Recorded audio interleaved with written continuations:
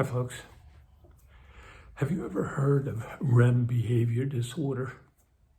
Chances are you haven't. Most people haven't. It's not a real common disorder.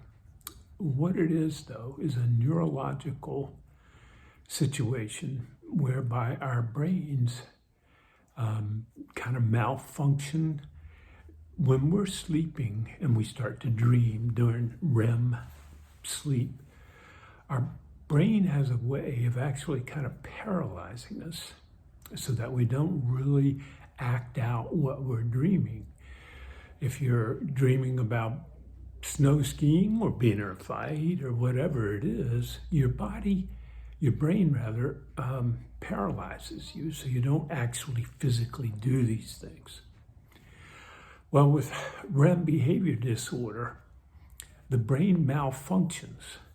What happens is it doesn't paralyze you anymore. So whatever physical activities you may be dreaming about, you have a tendency to actually act them out in bed while you're asleep.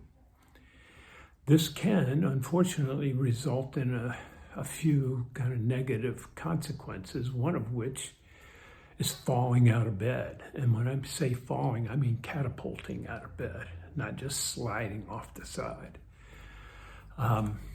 And that's what happened to me.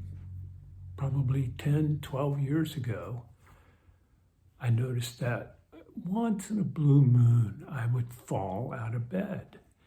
And since it had never happened to me before, I didn't know what was happening. I thought it was just a fluke and didn't pay much attention to it, even though it did hit my head on the nightstand. Well, months went by. Nothing happened. And then again, maybe 6-9 months later, it happened to me again. Since there had been such a sizable gap in time between the first two events, I still didn't think much of it. Not until the third time, maybe 9 months after that, I started to think this is unusual. Something's off here, something's wrong.